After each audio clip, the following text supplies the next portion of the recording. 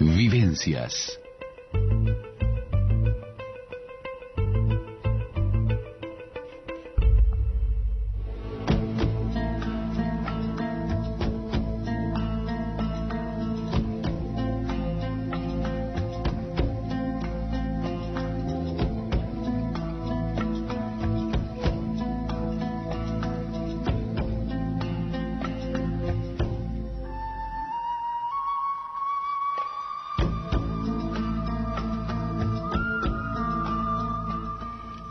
Bienvenidos a Vivencias. Hoy tenemos el honor de recibir a la doctora Susana Mangana, experta en Islam y mundo árabe, con quien haremos un recorrido de la primavera árabe al Estado Islámico para analizar sus causas, sus consecuencias y cuál es la situación hoy en Oriente Medio y Norte de África tras 4 años largos de revueltas árabes y del resurgimiento y el integrismo islámico.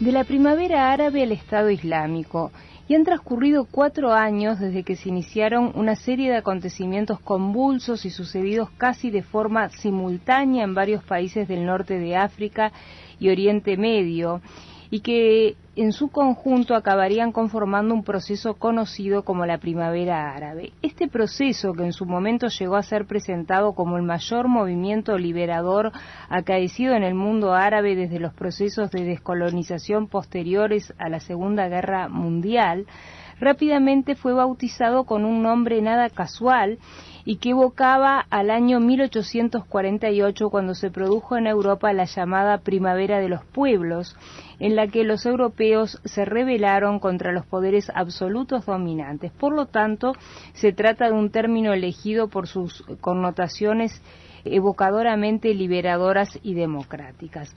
4 años después, algunos países han vuelto al autoritarismo y otros están en plena descomposición estatal o se han enfrascado en guerras civiles tras una relativamente exitosa transición del autoritarismo hacia la democracia. El resurgimiento del integrismo islámico y el continuo avance del Estado Islámico en la región supone otro gran desafío en la difícil lógica que rige esa región del planeta. Y para intentar entonces develar algunas preguntas como qué quedó de la primavera árabe, qué logros se concretaron, si acaso hubo alguno, cómo comprender que exista un grupo tan beligerante que practique la barbarie, qué escenario se presenta en el futuro inmediato y explorar las posibles vías de salida a este problema, hoy nos visita la doctora Susana Mangana, que es experta en el Islam, en el mundo árabe, que se ha doctorado en estudios árabes e islámicos en la Universidad Autónoma de Madrid, que dirige la Cátedra Permanente de Islam en la Universidad Católica del Uruguay. Es conferencista y columnista especializada en diversos medios de comunicación. Muy bienvenida, Susana, un gusto contar con tu presencia en Vivencias. Muchas gracias, Andrea. Buenas tardes para ti y para toda la audiencia de este programa. ¿Qué es la primavera árabe? La primavera árabe como que evocaría algo festivo, algo para celebrar, para festejar la llegada de aires nuevos, puros, quizás el resurgimiento de los brotes de la primavera. Pero en realidad yo creo que en términos de prensa se refiere a una serie de revueltas acontecidas en países árabes, sobre todo arrancaron en Túnez, en el norte de África, eso que llamamos el Magreb, que se van extendiendo después, cual efecto dominó, por Libia, pero también por Egipto, para llegar hasta el Golfo Pérsico con países como Bahrein, pasando por Jordania o Siria, y evidentemente hoy ya los escuchas 4 años después saben muy bien que ese fenómeno que apresuradamente la prensa europea denominó primavera árabe trajo consigo también el enquistamiento de enfrentamientos tribales, algunos muy dolorosos, pero también esa primavera encalló en el episodio o el capítulo de lo que fue Libia y ahora también la guerra civil de Siria, que se ha cobrado ya más de 250.000 víctimas todas ellas civiles, y que realmente el saldo trágico de esta guerra civil ha salpicado a países insospechados hasta ese momento, como puede ser el propio Uruguay, donde hoy residen refugiados sirios expulsados también de ese conflicto en Medio Oriente. Con lo cual, en resumidas cuentas, la primavera árabe es una manera de designar a un fenómeno de experimentos de revolución y contrarrevolución ocurridos en todo el norte de África y también en países árabes. Por eso no hablamos de primavera islámica, sino primavera árabe.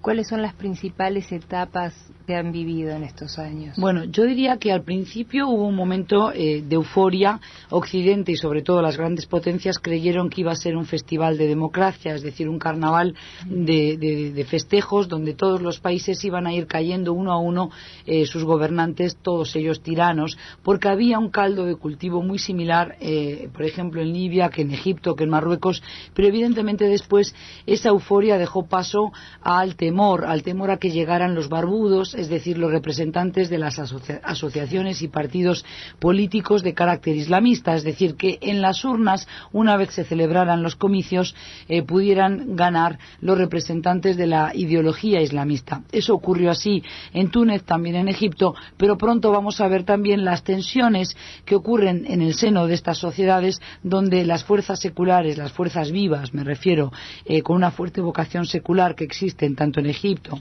como en Túnez, se enfrentaron a esa ideología imperante del islamismo, y ahí tenemos el proceso de contrarrevolución, por ejemplo, en Egipto. En cuanto al panorama internacional, en ese momento lo que ya vemos es que las grandes potencias se van a congelar, van a empezar a ser mucho más pasivas, van a estar observando lo que ocurre dentro de Egipto, pero no ya involucrándose como lo hicieron, por ejemplo, a través de la actuación de la OTAN en Libia. Una actuación que hasta hoy día lamentamos, porque si bien se deshicieron de lo que ellos entendieron que era ya un dirigente molesto como era Muammar al-Gaddafi, hoy Libia está sumida en el caos, no se sabe quién gobierna, hay dos facciones que intentan apoderarse del poder político pero también del control de la riqueza económica de ese país, que son los 46.000 millones de barriles de petróleo. Tenemos a un país escindido en dos, como casi siempre estuvo. Hacia el oeste tenemos a Tripolitana, hablando desde un punto de vista geográfico, hacia el este tenemos la Cirenaica, los rebeldes de Bengasi que iniciaron lo que fue la revuelta contra Gaddafi, y que hoy están todos embretados en una suerte de todos contra todos. Hay lucha, guerra de guerrillas si se quiere, hay también tráfico de ilícitos de personas, tráfico clandestino de armas. Libia y el caos de Libia ha salpicado también a Túnez, y ahí tenemos que lamentar el atentado de la semana pasada contra el Museo Nacional del Bardo, con un trágico saldo de 23 muertos, la inmensa mayoría turistas de distintas procedencias. Pero entonces arrancamos con una euforia de parte de la comunidad internacional, después la intervención interesada en Libia, después la negligencia o la pasividad frente a la guerra civil de Siria, si se quiere, una suerte de anestesia colectiva que no permite que ni Naciones Unidas ni la OTAN intervengan en ese conflicto. Ahí pasamos a ver también a dos actores importantes como son Rusia y China, que en el caso de Libia dejaron hacer a la OTAN, pero en el caso de Siria van a vetar hasta en dos ocasiones cualquier atisbo de intervención militar en Siria. Y después tenemos que hablar también de lo que ha sido la actuación de otros poderes y otras potencias regionales en Oriente Medio, como Turquía, como Irán, como Arabia Saudí. Todos ellos tres países musulmanes. Turquía son turcos, no son árabes, claro. Los iraníes son persas, tampoco son árabes, vale la pena recordarlo, enfrentados entre sí porque están rivalizando por el control y el liderazgo de la comunidad musulmana. Con lo cual hoy estamos en una etapa de atolladero sin salida, porque Bashar al-Assad, que era el tirano que masacraba a su pueblo, se ha convertido en una suerte de mal menor para hacer frente al peligro de este grupo ultrabeligerante y despiadado que es el Estado Islámico, que viene a representar una nueva franquicia del ciberterrorismo digital y que tiene a toda la comunidad internacional en vilo, pero también a los propios musulmanes de bien y a las minorías que habitan todavía en Oriente Medio, refiriéndonos ahí a kurdos, a yazidíes, a cristianos, etcétera. Te invito, Susana, a hacer la primera pausa y en el próximo bloque quizás analizamos cuáles son las diferencias y las cosas que los unen a los distintos países involucrados. Muy bien.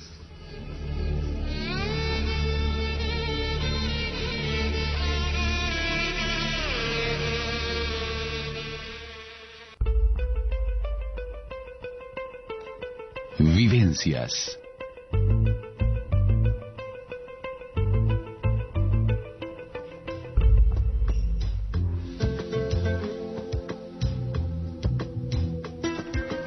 Continuamos en Vivencias en CX30 Radio Nacional, dialogando con la doctora Susana Mangana, experta en Islam y mundo árabe, en este recorrido desde la primavera árabe al Estado Islámico.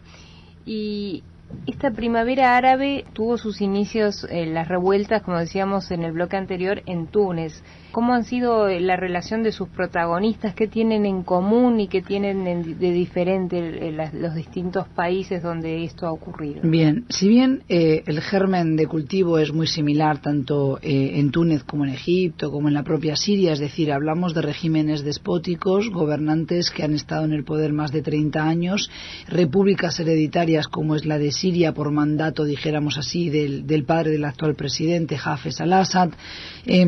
Vemos también políticas despóticas a nivel de gobierno, pero sobre todo también la incapacidad de estos gobiernos para poder ofrecer salidas laborales a los millones de egresados que tienen, de licenciados que se preparan, que forjan una carrera profesional, pero que después no pueden dar rienda suelta a su creatividad, a su trabajo, y por tanto la carestía de vida en estos países, pero también el nepotismo, el clientelismo que se practica a nivel de políticas económicas ha hecho que la gente esté descreída y que sobre todo a nivel político y que haya una falta de legitimidad de sus gobernantes. Esto cristalizó con la muerte de este vendedor ambulante, que era un joven informático que sufría todo tipo de hostigamiento y acoso por parte de la policía, que le exigía la mordida, le exigía un soborno y que finalmente no encontró otra vía de escape a su miserable vida que autoeliminarse. No quiso hacer daño a nadie, ni siquiera a su propia familia, pero de alguna manera eligió la muerte como único refugio que le quedaba.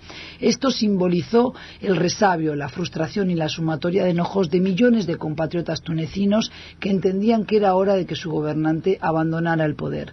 Y si bien estamos acostumbrados en Occidente a políticos que pierden el favor de su pueblo, no estábamos acostumbrados a ver que un presidente árabe tenía que huir para salvar su propia vida.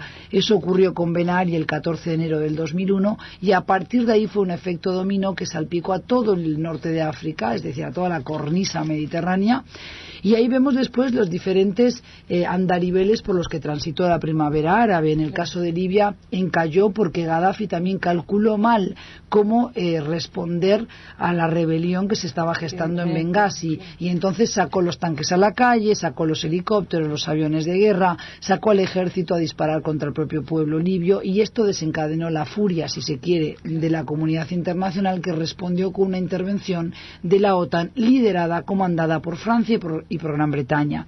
A partir de ahí tenemos que lo que están reclamando las sociedades civiles árabes es respeto y dignidad, primero a nivel personal y después a nivel colectivo como nación, oportunidades económicas para crecer, para poder tener un futuro digno, y entonces ahí yo creo que se dan la mano con ese movimiento mundial de indignados, de personas que están frustradas con la realidad que les toca vivir, salvo que después hay diferencias en cuanto a cómo se maneja la arquitectura política, por ejemplo en España o en Wall Street o en Israel, de lo que existía, por ejemplo, en Libia o en Siria. Ahora bien, ese caldo de cultivo es el mismo en todo el norte de África y también en la inmensa mayoría de países árabes. Por eso es que incluso aquellos que han podido evitar este germen de revuelta, de revolución, como es el caso de las monarquías, por ejemplo, petroleras del Golfo Pérsico, saben que están comprando, Andrea, tiempo simplemente porque tienen una buena chequera para comprar el silencio de sus ciudadanos, pero que si no tuvieran esos ingresos tan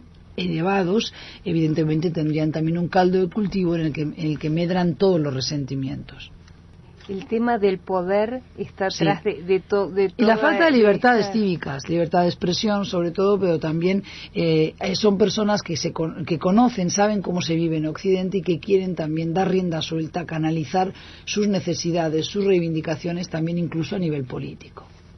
Y tú me decías que, lo hablábamos fuera de micrófono, que es muy común que las mujeres se unan a este integrismo islámico con sus hijos. ¿A qué se debe eso? Bueno, lo que vemos es que del caos de Libia va a surgir una especie de resurgimiento de integrismo islámico que una vez más encuentra una cantera muy fértil en Túnez, en Argelia, pero también en Marruecos o incluso a nivel de Mauritania, entre las capas más bajas de la sociedad, aquellos que están desempleados, aquellos que están marginados o excluidos socialmente, que son las fuentes de las que bebe el terrorismo islamista, y del caos de Irak desde el 2003 aquí con la caída del régimen de Saddam Hussein, pero también desde el 2001 con la guerra civil de Siria, 2011, con la guerra civil de Siria, lo que vemos es que ese caos ha facilitado la llegada, la infiltración de grupos con una ideología extremista que a veces luchan entre sí y a veces se acompañan para intentar voltear, derrocar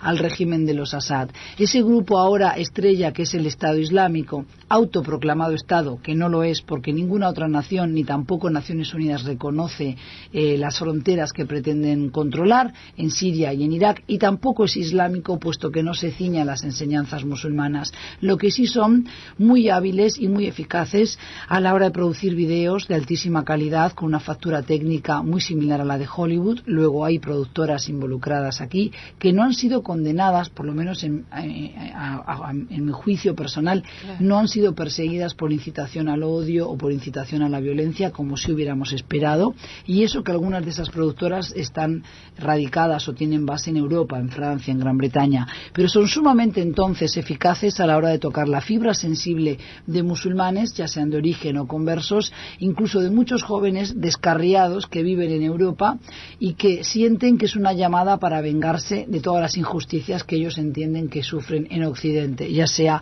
el consumismo exacerbado, la falta de éxito que tienen en un modelo capitalista que penaliza al que no cumple con ciertos cánones, ¿verdad? Entonces yo creo que lo que... Encuentran allí capaz un escape. Un escape, pero también encuentran una posibilidad de tener una especie de frenesí vengador, una campaña propia por la que luchar. El Estado Islámico ha sido sumamente capaz también en vender a sus seguidores y a sus, potenciales candidatos a engrosar sus filas la idea de que no tienen que esperar, como con Al-Qaeda, a llegar al cielo para poder ver el rostro de Alá, sino que aquí en la tierra pueden construir juntos una nueva sociedad. Y aunque te parezca mentira, hay muchas jóvenes solteras, pero también alguna que otra divorciada o que tiene hijos ya, que ha decidido dejar su casa en Londres o en España, sean musulmanas asiáticas o musulmanas, por ejemplo, marroquíes que habitan en territorio español, pero que ya tienen pasaporte, ciudadanía, documentación en regla, que es europea, y que deciden abandonarlo todo para alistarse en filas del Estado Islámico y acaban siendo esclavas sexuales, poco menos que prostituidas por ese Estado Islámico para sus milicianos, pero que ellas entienden que están contribuyendo hacia esa causa justa y que además es una causa divina, es una nueva cruzada. Y esto lo que de alguna manera revela, Andrea, es nuestros propios monstruos que hemos dejado de cultivar en Occidente, que hemos permitido que surjan personas que aun viviendo en Europa no se hayan apropiado del acervo cultural, del legado histórico, de respeto a los derechos humanos, de defensa de la libertad de expresión, de la alteridad que existe en Europa, que con sus falencias, y todo siempre puede ser mejorable, sigue siendo el mejor sistema que conocemos de democracia. Claro. Te invito, Susana, a hacer una breve pausa y seguimos profundizando en este tema.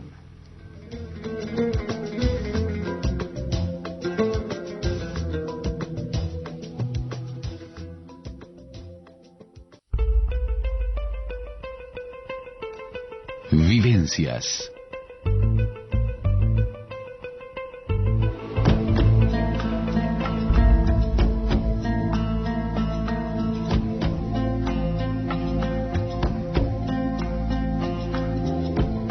Continuamos en Vivencias en CX30 Radio Nacional dialogando con la doctora Susana Mangana, y estábamos en el bloque anterior tratando de entender este Estado Islámico tan violento.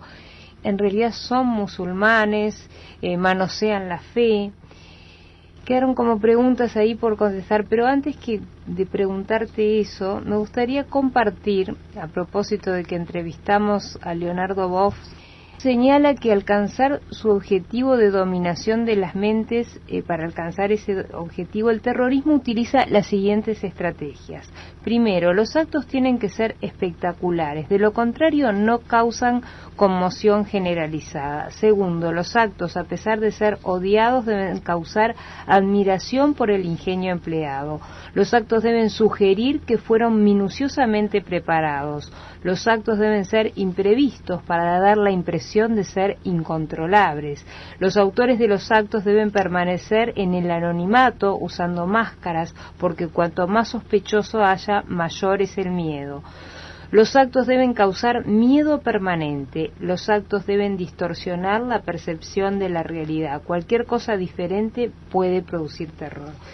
¿Pensás que estas explicaciones son parte de estas ejecuciones mediáticas por parte del Estado Islámico? Sí, claro, o sea, todo grupo terrorista, toda persona que apela a la violencia, al terror para imponer justamente el miedo, el temor en ciudadanos indefensos, busca un golpe de efecto, un golpe espectacular. Por eso los grupos terroristas, y ahí el terrorismo de base islamista se da la mano con otros grupos terroristas también, de corte nacionalista, estoy pensando en el IRA de Irlanda, en la ETA del País Vasco. Lo que hacían y hacen en el caso del Estado Islámico, porque todavía continúan con su barbarie, es lanzar una ofensiva espectacular sobre una ciudad donde amedrentan a la población, donde separan familias, donde vejan mujeres, niños, donde filman, pretenden volver a un sistema de vida del séptimo siglo de la era cristiana, pero no tienen empacho, no tienen ningún pudor en recurrir a GPS, cámaras digitales ultramodernas para filmar y grabar las ejecuciones masivas, pero también decapitaciones, como una forma de horrorizar al televidente, sabiendo también que nosotros en Occidente vamos a cultivar el morbo de mirar ese vídeo en YouTube. Entonces buscan causar ese efecto, pero sobre todo esa conmoción a nivel internacional. Ahora bien, los objetivos que persiguen son dudosos, pero sobre todo hacen muy difícil la negociación, porque no están pidiendo algo concreto, medible, sino que lo que buscan es una utopía, imponer la Sharia o la ley islámica a todos los musulmanes del mundo, pero que además 1.500 millones de personas que son los fieles del Islam hoy en todo el mundo les rindan de alguna manera culto y pleitesía, y eso es imposible que ocurra. Por eso también el combate al Estado Islámico exige otro tipo de condiciones y de elementos a tener en cuenta, que no era la lucha o la estrategia, por ejemplo, contra las FARC o contra otros grupos como la ETA del País Vasco. A propósito de eso que estás diciendo, el Estado Islámico, los grupos que emulan Al-Qaeda, son una amenaza para la seguridad internacional. ¿Y cómo puede afectar esto nuestras vidas en América Latina, ya que vivimos en un mundo globalizado, ¿no? Bueno, justamente el vivir en un mundo hiperconectado ha hecho que en el atentado último contra el Museo del Bardo en Túnez hubiese 2 ciudadanos colombianos que fallecieron. No estamos libres de que mañana un autobús de turistas en los que hay también un grupo, o por ejemplo algunas personas, individuos de procedencia uruguaya, se vean afectados, salpicados por este fenómeno. Evidentemente no es para elevar las alarmas, pero sí yo creo que como ciudadanos de este mundo global, de esta aldea hiperconectada, tenemos la obligación, también el derecho, pero ciertamente la obligación de saber qué ocurre allende fronteras, es decir, estar al día con los titulares de prensa, poder comprenderlos para así opinar sobre algunos elementos con un poquito más de mesura, con un poquito más de fundamento y con argumentos, ya sea a favor o en contra. Por ejemplo, de la guerra civil de Siria, resulta que tenemos hoy refugiados aquí en Uruguay. Escuché todo tipo de opiniones. Al principio había gente muy contraria a la llegada de estos ciudadanos. Hoy están contentos muchos otros de que estén aquí, pero ciertamente quedan algunos resabios, quedan algunos, digamos de alguna manera, escépticos, que entienden que no fue una buena medida, que no fue una buena decisión del gobierno de Mujica al traerlos. Pero a mí me gustaría que eso se acompañe con una argumentación de los por qué no fue una buena medida, y para eso hay que conocer no solo el contexto en el que se da esa guerra civil siria, pero sino también por qué se produce esa masiva cantidad de refugiados. La mitad de la población siria hoy, es decir, 12 millones de personas, son refugiados y desplazados. Ha habido un altísimo coste en vidas, pero también de destrucción de edificios, de hospitales, de escuelas. Hay toda una generación perdida de estudiantes que no van a poder contribuir a la reconstrucción de su país cuando la guerra termine, si es que termina en algún momento, porque por ahora no se vislumbra la luz al final del túnel, e igual que tuvimos una guerra larguísima civil en Líbano, podríamos tener 10 años de guerra, 15 años de guerra civil en Siria, con lo cual uno se pregunta qué va a quedar en pie después de tantos bombardeos, después de tanta batalla campal. Y entonces eso es lo que también yo creo que como ciudadanos de este mundo nos debe provocar la reflexión. Por otra parte, poder distinguir si estamos en un choque de civilizaciones o si acaso no hay civilización, no hay una falta de diálogo. Insisto, el problema del Estado Islámico no es solo un problema de ellos, musulmanes, sino que también es nuestro problema, porque hay ciudadanos europeos, por ejemplo, más de 600 franceses, más de 500 británicos y algunos centenares, pocos, pero 150 españoles de origen marroquí, que han sido incluso algunos detenidos a tiempo, que intentaron viajar o que algunos viajaron y ya regresaron a esa suerte de campaña de frenesí vengador en el que se ha convertido el Estado Islámico. ¿Qué tipo de acciones van a emprender cuando regresen a Europa? Es una preocupación para los servicios de seguridad de estos países y, por tanto, yo creo que es importante descubrir que nos enfrenta a nuestros propios miedos, a nuestros propios monstruos, porque qué falta de valores tenemos en Europa que hemos producido este tipo de ciudadanos que en un momento de estar desnorteados, desorientados, deciden que esta opción es válida en sus vidas. Sí, algo está fallando. Claro. Pero evidentemente los conflictos tienen sus causas. La religión muchas veces es esgrimida como una de esas causas. Yo creo que es más bien una herramienta para dividir, para vencer. En el caso de los conflictos de Oriente Medio eso es así, pero también en África, en el África negra, subsahariana, ¿no?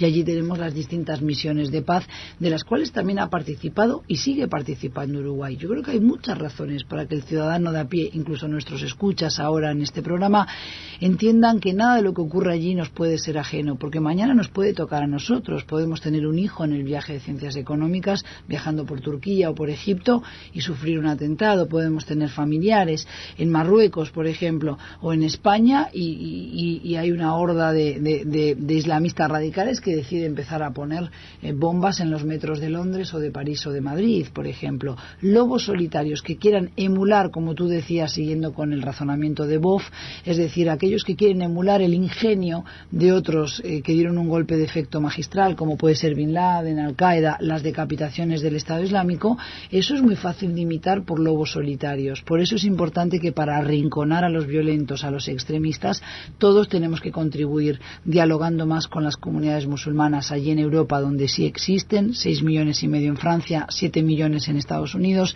pero aquí también por casa, trabajando mucho más el discurso de la convivencia, del respeto a la alteridad, al diferente, así sea alguien que tiene una minusvalía, así sea alguien que tiene una procedencia geográfica diferente a la nuestra, el color de piel.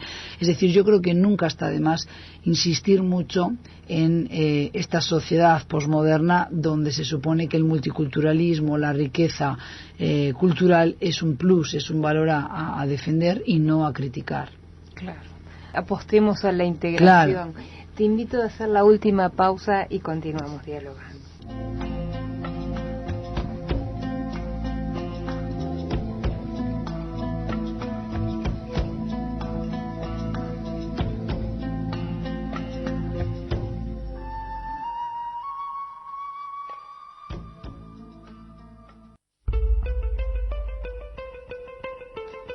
Vivencias.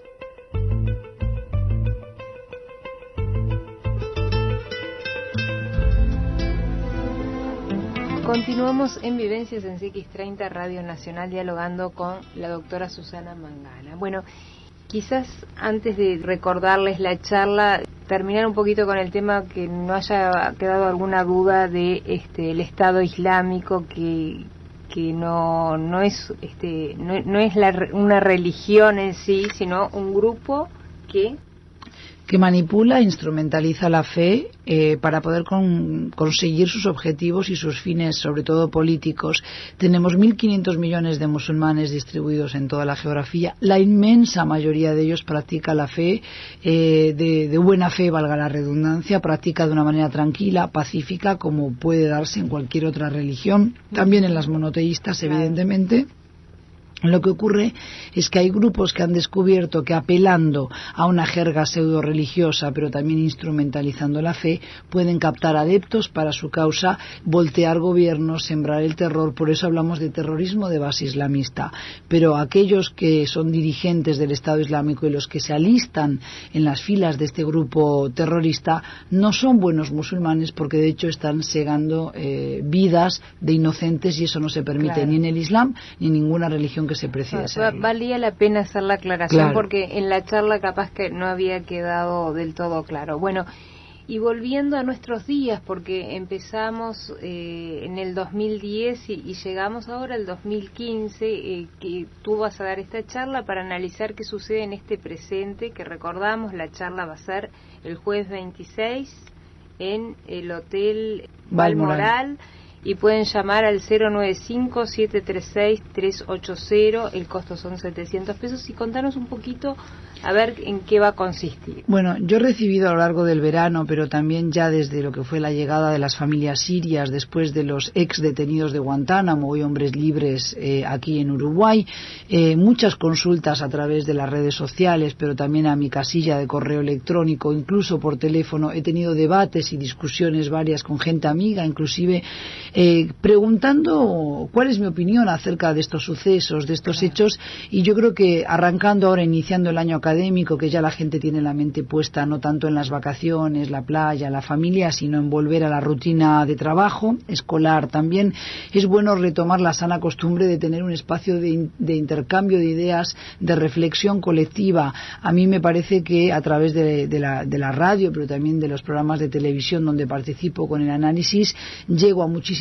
gente, pero sé que también hay otra que quiere tener ese intercambio conmigo, o bien para hacerme preguntas, evacuar dudas, o bien para plantear una disquisición, bienvenida sea.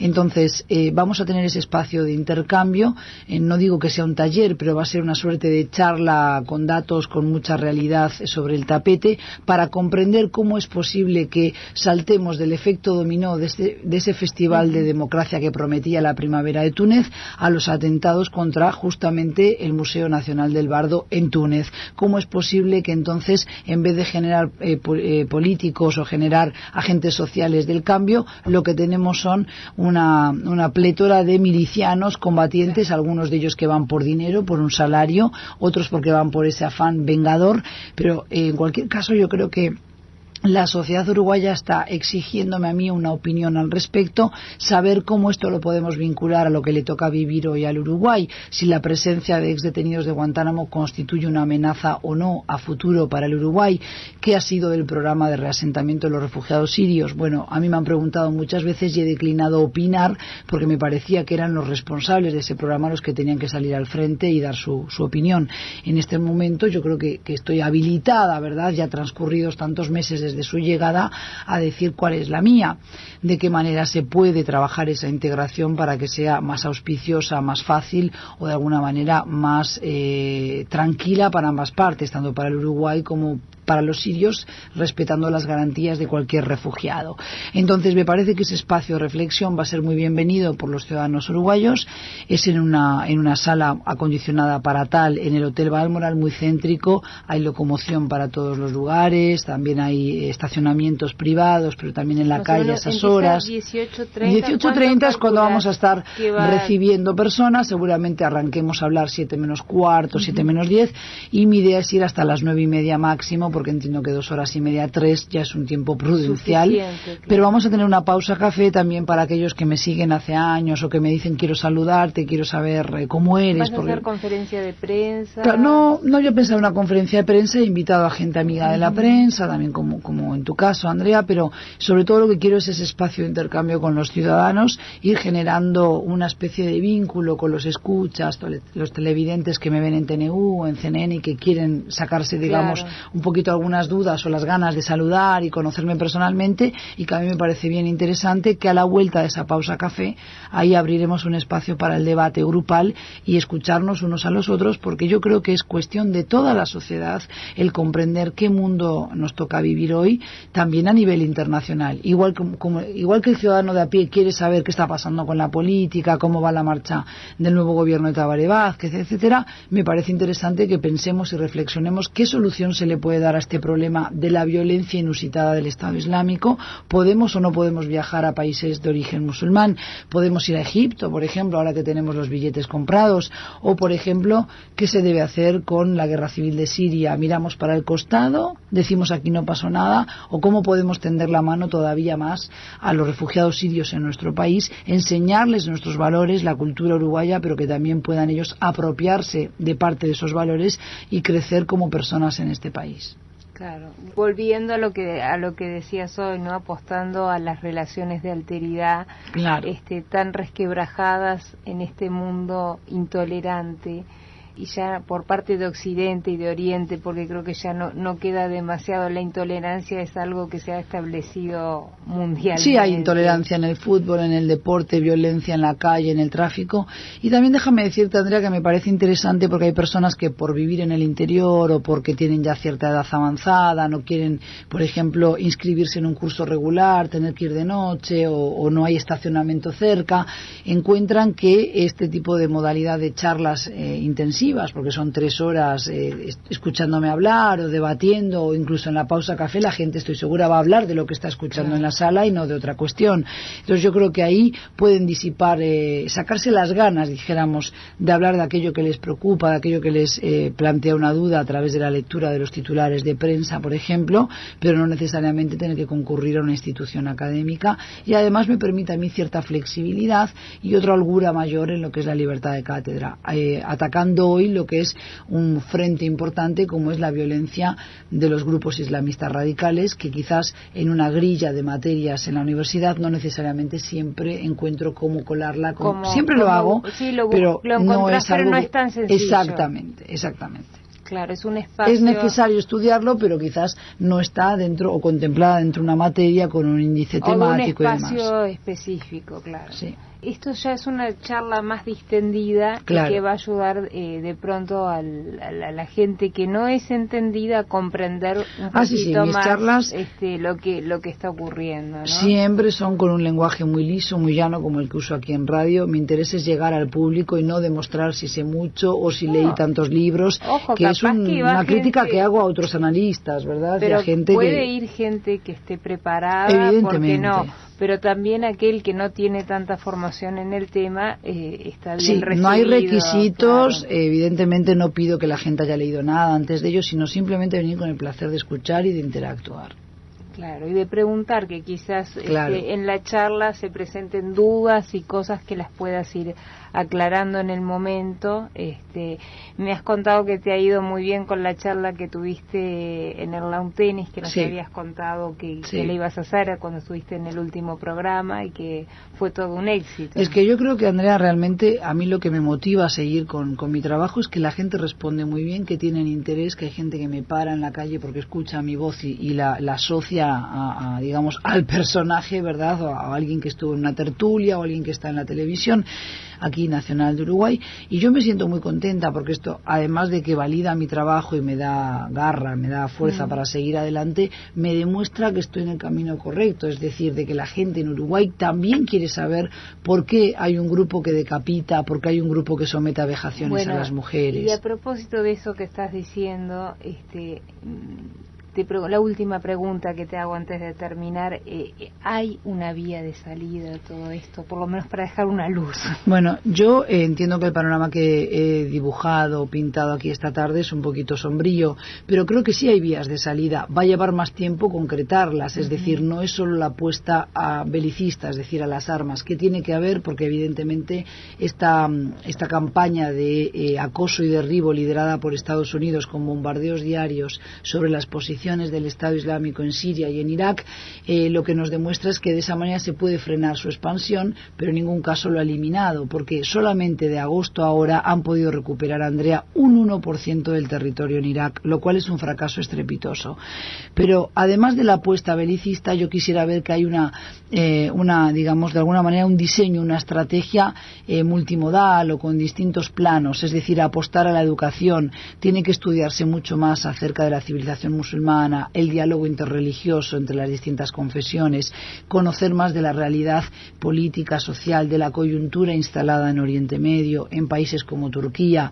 Tiene que haber también un acercamiento con las comunidades musulmanas en Europa. No puede ser que no podamos entre todos arrinconar el discurso rancio de incitación al odio. Si hay un predicador que está incitando a odiar a cristianos, a judíos, o que descalifica y habla de infieles en pleno siglo XXI, hay que denunciarlo y que caiga el peso de la ley sobre esa persona.